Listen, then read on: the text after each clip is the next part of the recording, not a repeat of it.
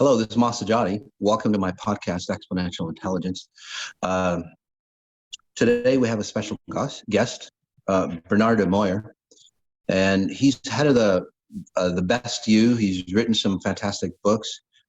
Really great individual to hang out. Now, I was with him at the Best You, and that's where we first met. And at first, Bernardo, you had some inclinations about me, but as we got to know each other more and more, although we haven't seen each other, there's, a deeper connection, because I think we're both on the same track of, helping people become the best that they can be, the best themselves. So it's really fantastic to reconnect with you, my friend. No, thank you, and good to reconnect with you too. And yeah, I agree. You've got great energy, and you feel that from all the people that you touch and you work with. So yeah, no, great to be working with you. Oh, thank you so much. Let's just jump in. I've got some questions written down for you. The first one is that you say your dream is to help people be the best they can be, to live their best life. Can you tell me a little bit more about that? Now, you've written a few books. The Question, Find Your True Purpose. You have the International Legacy Club, and your neuro-linguistic programming business. So you've got a lot of things going on.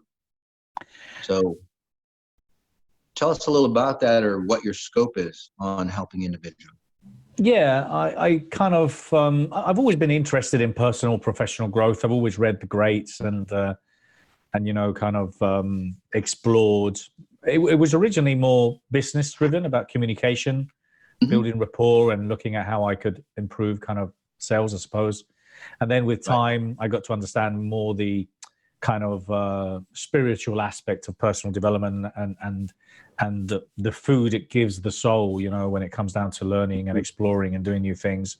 So I'm very blessed, because I've been a student, I've attended, read the books, attended seminars, and like everyone has, or many people have.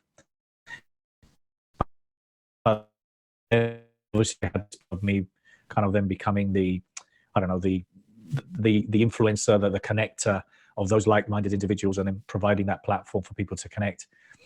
I called it the Best You because obviously I believe, it's kind of like a common word, the best you can be, becoming the best you. And obviously I believe that we all hope to reach that goal in life. And no one wants to be the average you, but I believe that a lot of people stay there in that average life, or like Les Brown calls it, a lot of people pretend to live.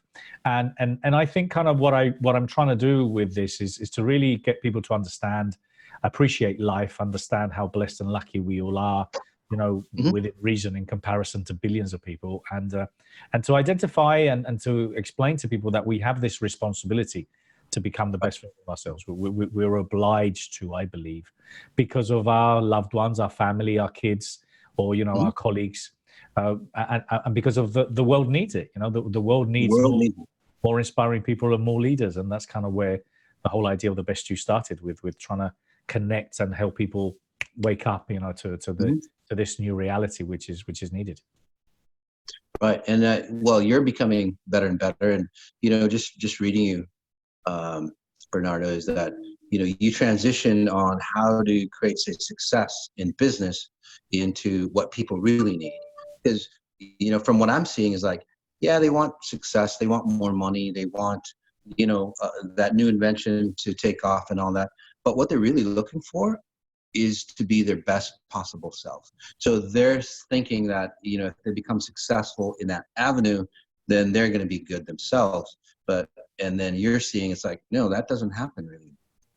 You have to be, say, the best possible self yourself, and then your business takes off, and then the money comes into you. You have a happier life. Does that make sense to you? So again, very intuitive. Absolutely. And look, I mean, age gives us kind of like, we were talking about our gray hairs, and wiser or not, we definitely know more.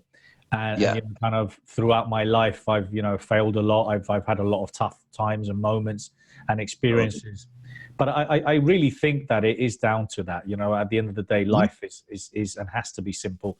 And it is those simple things of living a fulfilled life comes from loving, comes from being loved, comes from building relationships, comes from finding that purpose in life. And it isn't necessarily about that financial freedom that is going to give you or make you happy. You know, it's always I will, if and when. Well, you know, there's nothing stopping you in being happy now and making a difference now. And people tend to underestimate, you know, one small action, you know, a kind word, you know, or simply a compliment at the right time, you know, or some good positive advice can have a phenomenal ripple effect that can transform not only their lives, but, you know, basically the lives of hundreds or thousands or millions of people. So we really focus too much on the big picture and not really identify the small details of life and the small things that are important. But yeah, I think kind of we ultimately have to do that before it's too late, because I was sharing with you, my mum passed away, and I've always been talking about this, obviously, with the Best You, and you know that at the end of the day, you know, one important thing is that we're all here for a limited period of time. We know that we're mortals. And the other day I was writing something, and it was as simple as this: is that our reality? What is our reality? Question mark. And the reality is our mortality. And based on that, you know, share your love now, and enjoy life now. You know, but we tend to forget that, and it's just it is shocking and surprising that we don't really focus more on appreciating life and understanding kind of where we are and enjoying the now. True. That's true. Yeah, I'm sure, you know, just like you, I know a lot of older, wealthy, you know, individuals, and, you know, they never say, you know, now that I'm older, closer to death, I wish I made more money. I wish I spent more time in the office. You know what I mean? Away from my family, working myself to the bone. You know, they're always like, damn, I should have spent more time, because that's what was important. But nowadays, why not have both? And I think you and I are on that same path. It's like, why can't you have both? Why can't you have that fun, that engagement? Like I bring my kids into my business, which is really fantastic. You know, my partner, she's fantastic as well. She runs my business. So it's like a family adventure now, which is really cool. And I think more and more people are kind of getting into that, where the company is not just, hey, let's just get to the bottom line. You know, a lot of CEOs are going, wow, you know, I'm here, you know, 60, 100 hours a week. Why not make it fun? I think you're a part of that, you know, cycle, the new business paradigm. Yeah, I enjoy I enjoy the position I have. You know, I mean, I really try to educate the educators about, you know, sharing this new message of which you do. I mean, you know, you're extremely generous with your time, Mass. You know, you go out of your way, you know, to help people. You know, you've just finished a workshop, and then I've seen you on the street on the way out to go and get a bite to eat, you know, with loads of people standing around you. You know, so you're generous in what you do, and you do it because you have good intentions and you want to help people. And I think that's what it's about. I think kind of, you know, the responsibility that I believe we have, those that are in this position of, you know, personal professional growth, also authors, coaches, trainers, mentors, is about really educating people on the basics, you know, and I tend to stay away or not really interact or get involved with those where it's only about the financial aspect of it. And you know, I call it, they're in for the selfish development, which is about them making the money. And that's the kind of people that I want to be associated with. And that's what I think we need, more authentic people coming out. Well, you know, you suggest that there are 3 traits of success.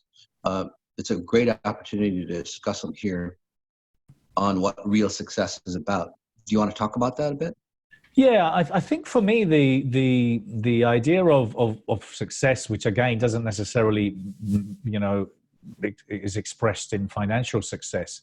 It's just, I think the common denominators of successful people in whatever it is that they've done, i.e. conquerors, explorers, adventurers, inventors, or whatever, is around the idea of 3 things, which I think is any and all of them are resilient. You know, they have this phenomenal resilience and strength within them, where they get punched and they get pulled down, and then they stand up and they go through really hard times, because everyone thinks that, oh, you know, he's a one-day wonder. You know, this your success came overnight. No, it didn't. You know, this is thousands and hundreds of hours put into this. So being resilient is one of the things that I think those that succeed or have succeeded or are succeeding stand out in.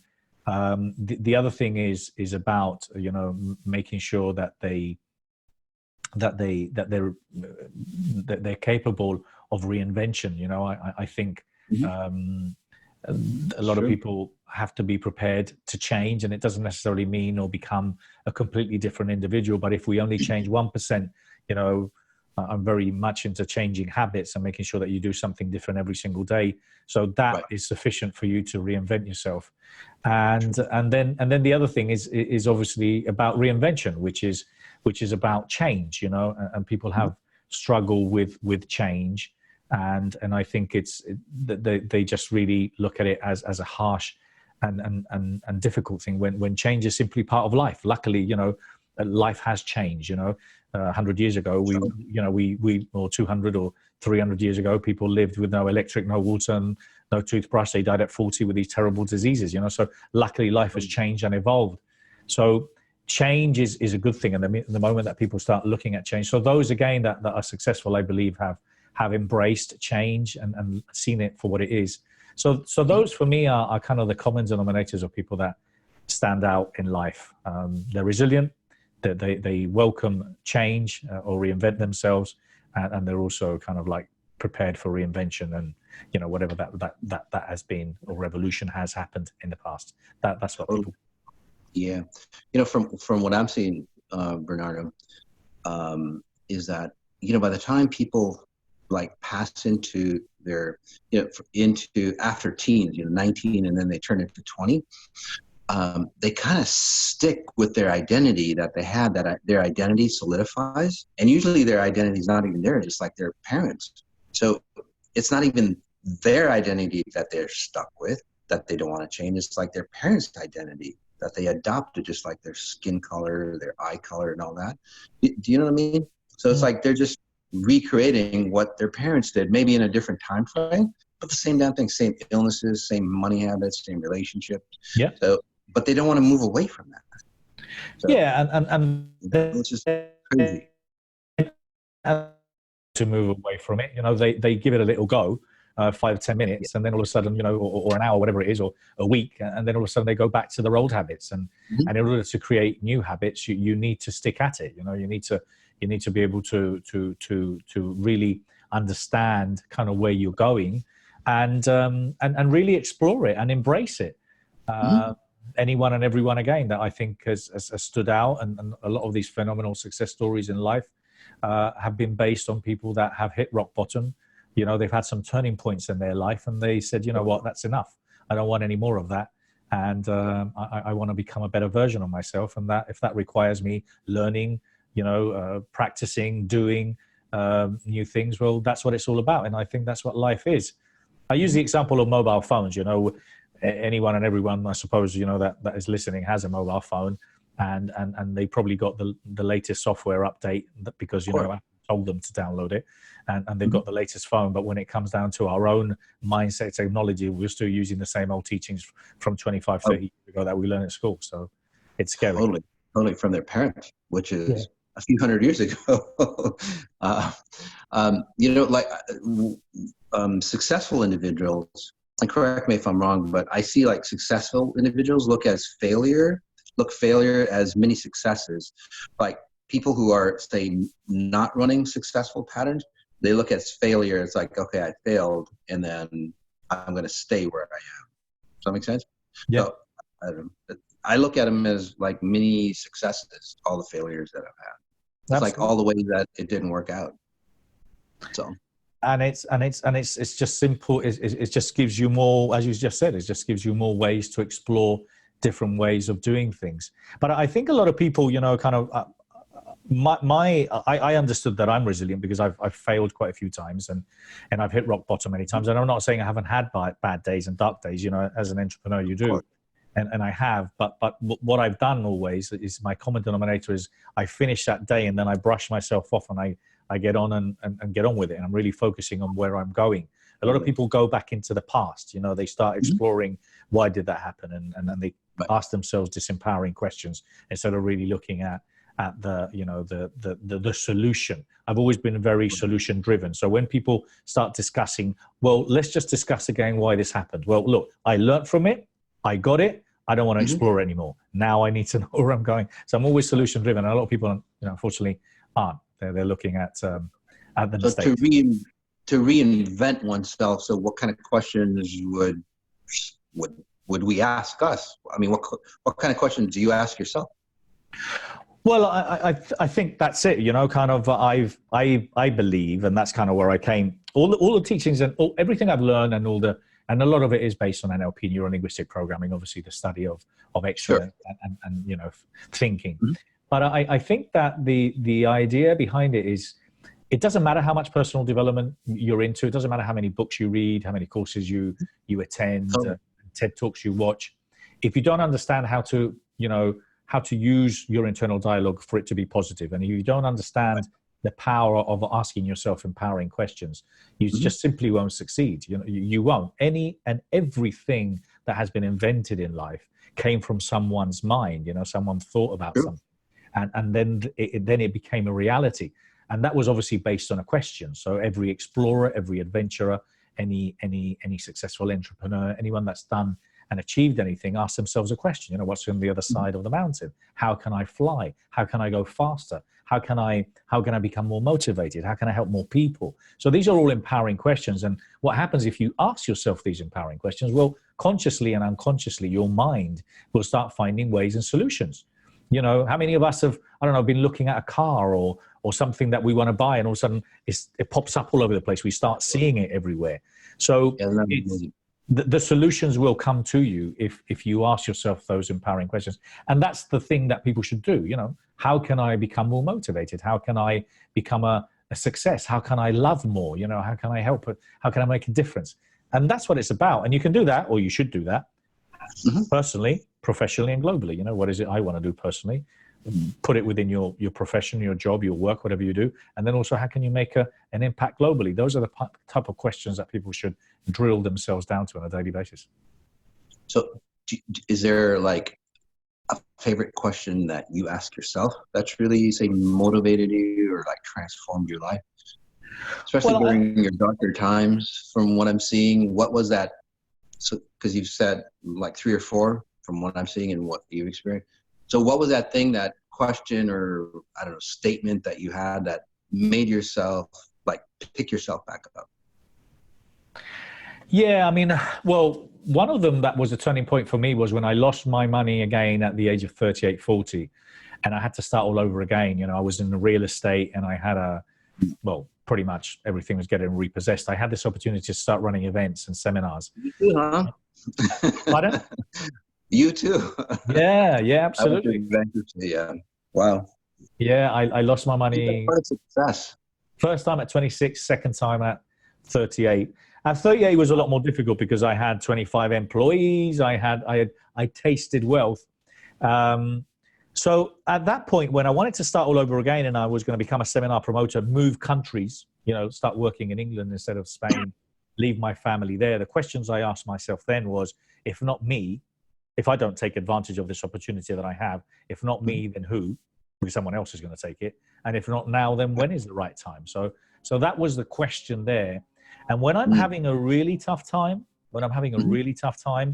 and this is current, this can happen to me every day. I'm an entrepreneur, I've always got a new event, a new seminar, a new program, something I want to do. When I'm really kind of struggling, I ask myself, how much would I have given? What would I have done for me to be in the position that I am right now?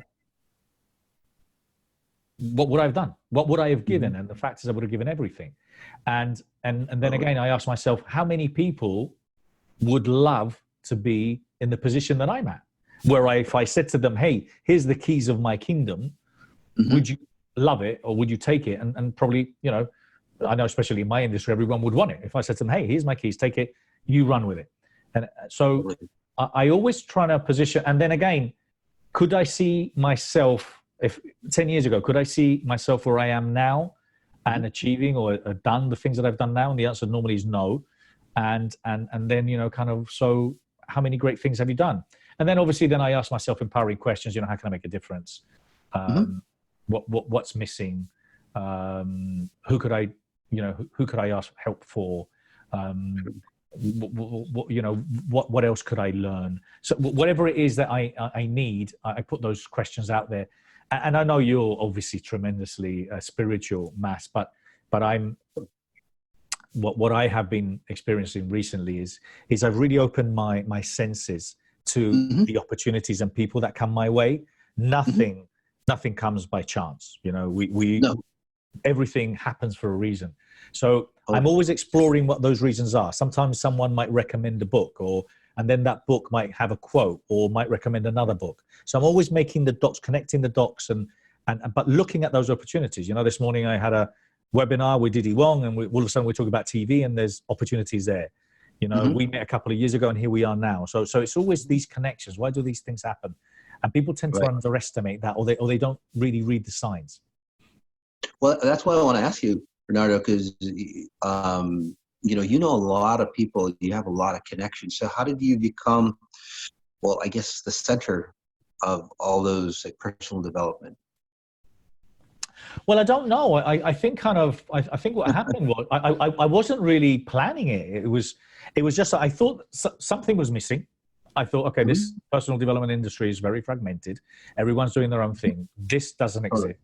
What I see doesn't exist. So how about if I go and create it? And then obviously when I created it, and at the beginning, everyone's looking at me like I'm a Martian, like, what is he doing? Where's this coming from? And people never understood what I was doing. Then obviously, you know, after the years, oh yeah, I knew it was always going to be a success. I could see it happening. But now obviously people are gravitating towards me, and people are coming to me, and people, you know, hear good things, I suppose, and they feel the energy. But I really hope that, I know that I'm attracting good people, because also I tend to make sure that those that I don't like, I kindly ask them to leave. My favorite hashtag is #no negativity. So anyone that is trying to bring me some negativity into my life, I don't want to work with them. So no, at the moment, it's just I'm in a beautiful place where, you know, kind of it's common that a lot of people know who I am. They definitely have heard of the best and more and more people are coming to kind of what we do, because they feel attracted to our message and ultimately what we believe in. Yeah, sounds great. You know, you were talking about the Legacy Club when I was with you in the UK, and you have them all over. So they're actually physical places, like brick and mortar places, right? Yes. It's how many, and well, tell us about them. Well, the Legacy Club started with this idea of when I started looking at you know, something that I know. Okay, so I've seen all these experts and leaders, you know, writing books, sharing their talks, and then I've seen all these seminar junkies, or, you know, seminar or you know, book junkies, and then I said, okay, well, so everyone is trying to share good ideas and wisdom and knowledge, and people are looking for answers. So we've done that.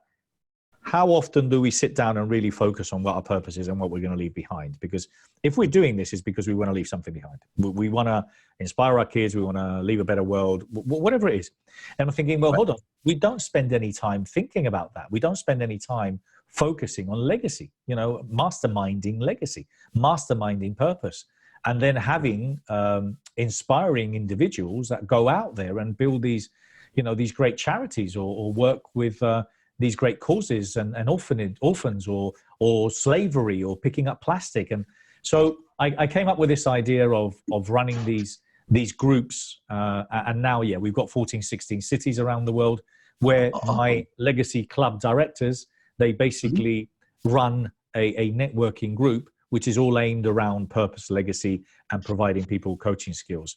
It's done in a very particular, specific manner, whereby we as apart from obviously, you know, trying to coach and help and support each other, we've got signs at the door where it says everything we do from a place of love and honesty. So everything we do is love, with love and honesty. We leave our phones outside, turned off, and we also leave our egos outside. because we're doing everything from love and honesty. We don't need the egos to come in. So we started doing those, and it's just been beautiful to see how many cities we've got now and how many members we have and the community that we're building. And we're just literally starting, we're just scratching the surface, but it's just been beautiful to see those connections. And, we're talking about legacy clubs in Mumbai now, in Jordan, in Amman, and in Northern Ireland, here in Temecula, in Dallas. They're just popping up all over the place, and it's very exciting. That's awesome. That's beautiful.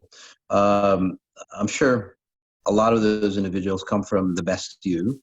So again, I saw you have the best you in the United Kingdom, Los Angeles. So what happens there?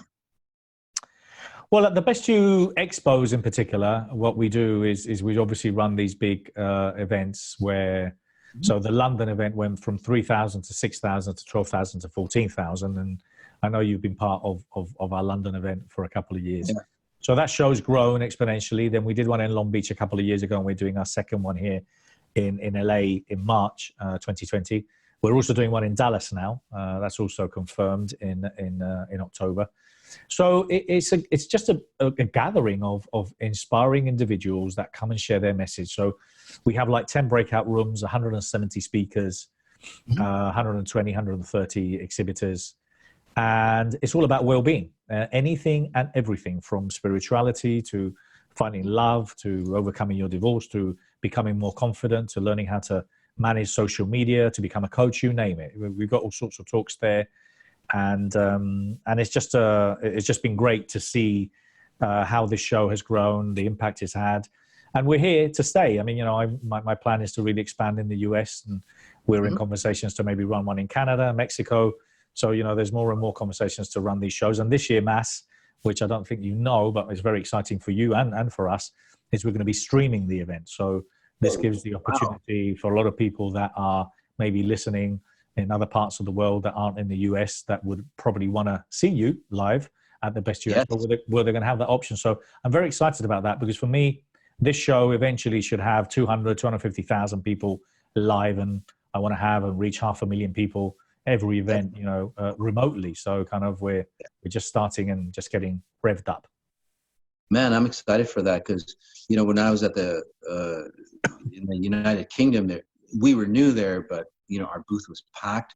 I know we have a lot of people in the US waiting to see me. And, when I was in the UK, I was walking around the booth, and there's so many individuals who have really great content from what I'm seeing. Now, I've gone to a lot of expos and so on, and you go, yeah, that's good. Yeah, that's good. But, when I was walking through, you literally, which is, I have to give you credit, Bernardo, that you've kind of filtered out people who are, say, top-notch in their field, which is awesome. Yeah, thank you. I think a lot of it is by the law of attraction. We're attracting the right people. But then again, a lot of people don't necessarily put themselves in that position, that they don't really take themselves seriously. There's several types of people in the industry. There's those that are completely genuine and authentic and congruent with their message, with a big heart, that go out and deliver, which obviously you fall within that category. There's those that have got into this personal development industry maybe with great and good intentions, but have lost their way because it's all about the money. And also they don't really care. I'm sorry, but they don't. They're just simply trying to close 20-30% of the room and sell as much as they can and move on. And I don't like them, and I try to stay away from them, and I don't want to work with them. And then there's those that they have these dreams and these ideas of changing the world and making it happen, but they're waiting for the right time. They don't take themselves seriously. They don't take a step forward. So, they just simply look up. And I've identified a lot of those dreamers. I unfortunately call it dreamers. It's a professional industry too. Everyone needs to make a living. But I'm surprised to still see so many people that are so unrealistic with their expectations of not taking themselves seriously. So, even if we say, hey, you can have a presence at the expo, and obviously there's an investment required because, hey, you know, we're going to put 10, 12, 15,000 people in here. So quite rightly, if you are a business, you should invest. I mean, I can't go to Google and say, hey, I'm Bernardo, can I just have a lot of advertising for free? No, Google won't do that, or Facebook will do that. You can't have a space in an advertising in a newspaper or a magazine unless you pay. And it's the same here. And so I think the people that do take that step forward, that do get involved, are those that are serious and professional. Totally. Well, you know, if you get anything for free, well, you don't get the serious people. You don't get the people that are really focused in on becoming their best. You have to have some kind of investment, whether it's like financial, time, your essence, as I call it. You know, all those three things have to be, say, congruent to become successful, whether you're the vendor or you're coming in at the best you and you want to transform your life. By the way, it's a fantastic opportunity to flip things around. It's the 21st of March, is it? The 21st? It's my birthday, around my birthday. So. Oh, is it? Oh, cool. Yeah, cool. Yeah, 21st of March is it's a Friday, Saturday, and it's at the LA Convention Center, the one in LA. And it's the beginning of spring. Yes. It's might as well be on that pivotal point. You come in, you learn some new stuff, you go home and you plan it out and you start shifting. It's a perfect pivotal time, springtime. Yeah, and the beauty of, well, first of all, is I just think that's what's missing, you know. We miss more this connecting, you know, we do a lot of stuff online and a lot of stuff on social media and things, but there's nothing like sitting in a room. I know you get that kick as well when you're surrounded by people and the energy that you transmit and the energy they get from you. So there's nothing like that. But then the beauty as well is to come with an open mind. I mean, I've seen it so many times that people might come with an idea of listening to a speaker, and all of a sudden they found themselves in a completely different room, and then all of a sudden they've had an aha moment or a turning point. I've seen it so many times. So I really invite anyone, first of all, to obviously attend, but come to an open mind, with an open mind, to really explore and learn and see where things take you, and just be open, listen to those signs, because there's so many opportunities, and connect and meet people. There's, you know, when you've got 8,000-10,000 people there, there's so many opportunities to meet so many great, beautiful people and fantastic energy. I mean, you can rub yourself with great energy when you walk around there, because it's just such a great buzz. I would say it's like, what if you could? What if you could be your best possible stuff? What if you could have those fantastic relationships, you know, the money that you need and all that? I mean, it's a possibility right now. It is. So yeah, it's all about that. It's about understanding the responsibilities we have. Remember, if you don't for yourself, do it for your kids. Maybe become the best version of yourself. If you don't do it, you know, maybe you want to do it for your colleagues. But you know, the world is pretty messed up, and I think more than ever, we really need inspirers and leaders to help us, create a new reality. Great. Well, as we end, Bernardo, do you want to give us the dates, location for this the Best You coming up? Sure. The Best You Expo in LA is on the 21st of March. For more information, you go to thebestyouexpo.com. For those of you, well, keep an eye out if you sign up. Either, I'm sure you'll share some links as well here, Mas, which you've got some links there for some complimentary tickets we're going to be giving away. So yeah, I mean, that's that. If you can't make it, keep an eye out, because we will be informing of a link for some people that can't make it to stream and maybe see parts of the show. We also have an event in Dallas, so at the same URL, thebestyouexpo.com. When you land onto the page, you can see the Dallas event, the LA event and the Dallas event, and the one in Dallas is on it's going to be the 24th and 25th of October. Very excited to be there too. So that's it. And come and see Mas. If you've been following him on Facebook, come and see him. The man's a legend, and I know what's going to happen. The room's going to be full. Everyone's going to be standing, and eventually we're going to have to ask everyone to leave, because everyone's just like in a trance and super duper relaxed. Totally. Follow this man on Instagram. What's your Instagram handle? Yeah, Bernardo Moya. There's not a lot of Bernardo Moyas out there. BERNARDO, Moya, MOYA. And then, our Instagram is thebestyou_. So the Best You or Bernardo Moya, you'll find me there, and you've got all my details. there's plenty of stuff that we put out, we give out. But yeah, everything we do from a place of love. And yeah, I like your Instagram posts. You know, you have posts on some of the speakers that are going to be there, so you get a feel of who's going to be there. So it's pretty cool. So. Thank you, Mas. Well, I'm excited to come. I'm excited, guys. It's going to be fantastic catching up with you as well, my friend. Anything else as we end? No. I just encourage people to come along to the expo. You know, follow me, and then if there's anything you want to know more about, I'm going to be talking at the expo as well. So I'll be talking about my book, The Question, which is also on Amazon. So I'll be doing 2 talks. One is about the question, and the other one is around legacy. So I'll be doing 2 talks there, a couple of panels. I'll be the one running around like a mad fly, and the one just keeping an eye on everything, but trying to enjoy the show too, because I would really like to be a delegate and just sit in all the rooms. But anyway, luckily we record them all. So some of you are attending or coming, you will have the option to get the recordings if you wanted to. Fantastic. All right, guys. Thank you so much. Bernardo, thank you so much. And to you guys, thanks for listening in. As always, notice what you notice and then notice the differences. All right. Take care. Thank you very much.